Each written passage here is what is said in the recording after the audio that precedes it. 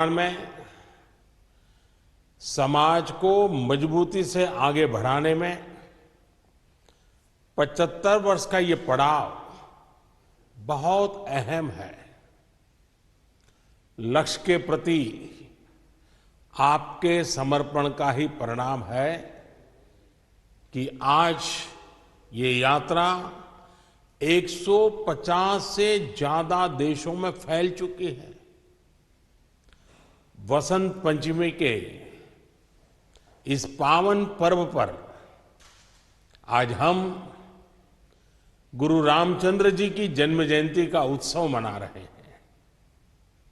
आप सभी को बधाई के साथ ही मैं बाबूजी को आदरपूर्वक श्रद्धांजलि अर्पित करता हूं। मैं आपकी अद्भुत यात्रा के साथ ही आपके नए मुख्यालय कान्हा शांतिवन के लिए भी बहुत बधाई देता हूं।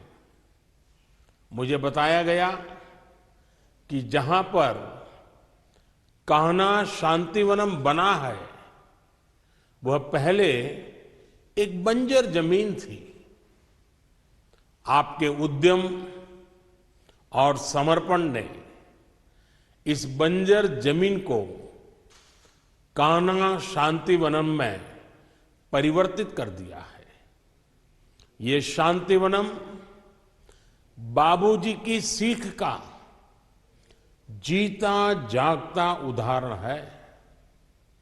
साथियों, आप सभी ने बाबूजी से मिली प्रेरणा को करीब से महसूस किया है। जीवन की सार्थकता प्राप्त करने के लिए उनके प्रयोग, मन की शांति को प्राप्त करने के लिए उनके प्रयास हम सभी के लिए बहुत बड़ी प्रेरणा है।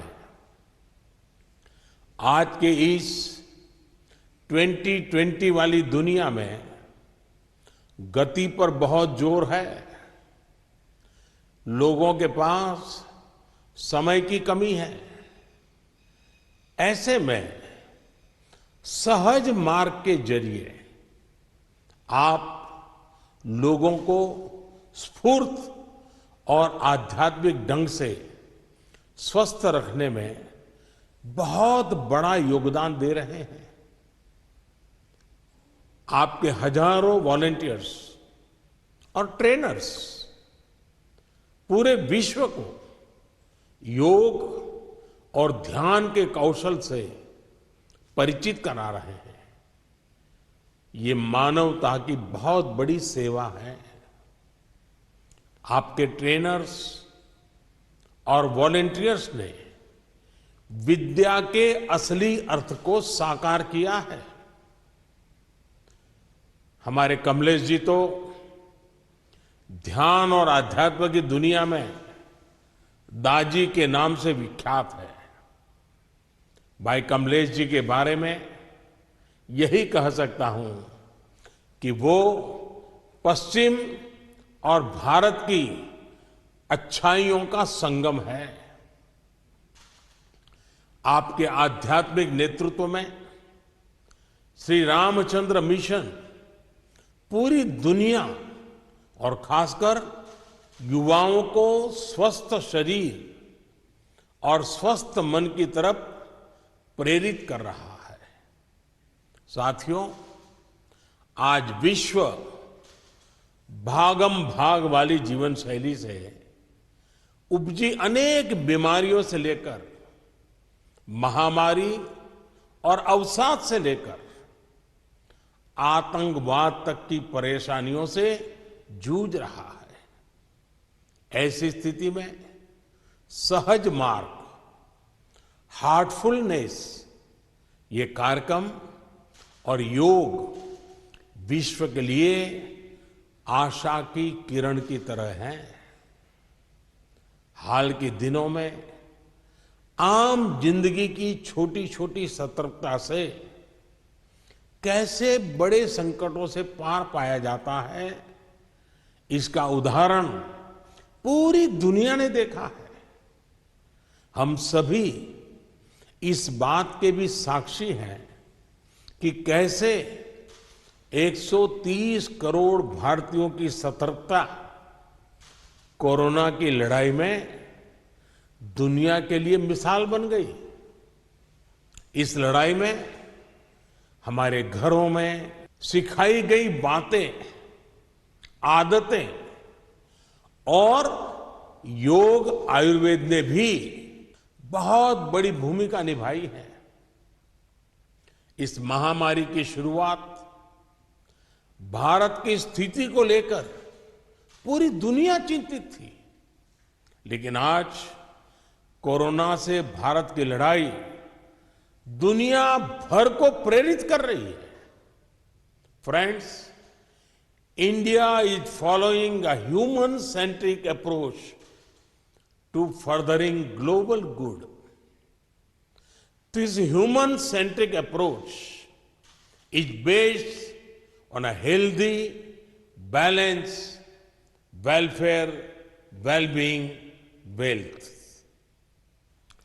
In the last 6 years, India has undertaken among the world's largest public welfare program in the world. These efforts are aimed at giving the poor a life of dignity and opportunity. From universal sanitation coverage to social welfare schemes, from smoke-free kitchens to banking the unbanked, from access to technology to housing for all. India's public welfare schemes have touched many lives. Even before the global pandemic came, our nation had increased the focus on wellness. Friends, our idea of wellness goes beyond merely curing a disease.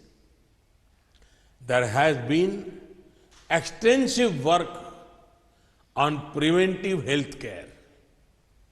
India's flagship healthcare scheme, Ayushman Bharat, has more beneficiaries than the population of America and many European nations.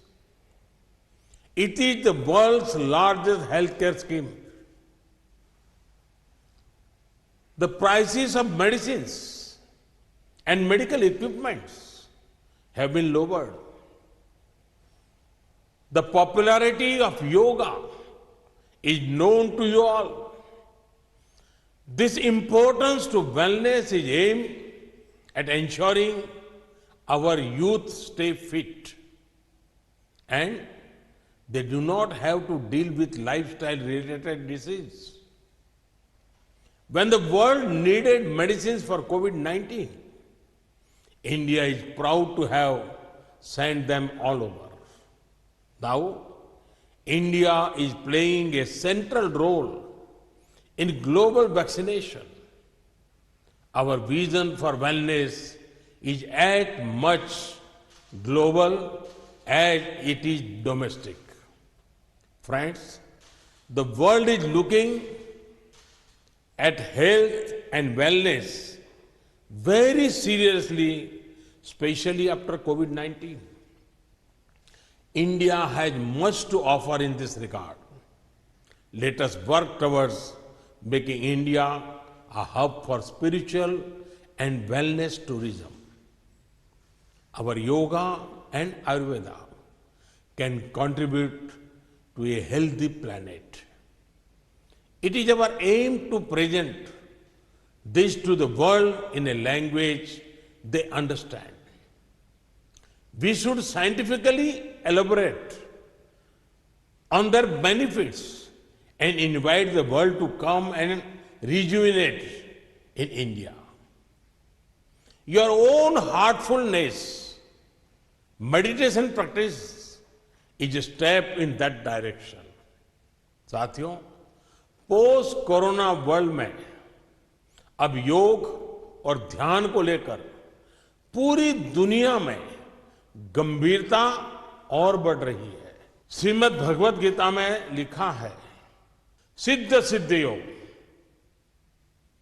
समो भूत्वा समत्वम योग उच्यते, यानी सिद्धि और असिद्धि में समभाव होकर योग में रमते हुए सिर्फ कर्म करो, यह समभाव ही योग कहलाता है।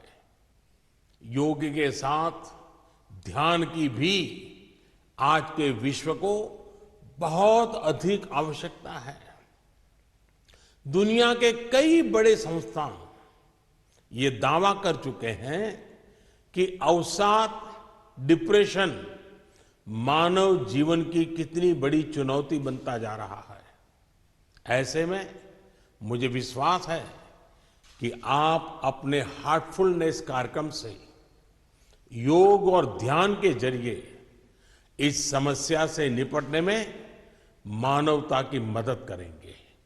साथियों, हमारे वेदों में कहा गया है, यथा द्योषच पृथ्वी च न विभितो न ऋष्यतः एवा में प्राणमा विवेह, यानी जिस प्रकार आकाश एवं पृथ्वी न भयग्रस्त होते हैं और न इनका नाश होता है, उसी प्रकार हे मेरे प्राण तुम भी भयमुक्त रहो।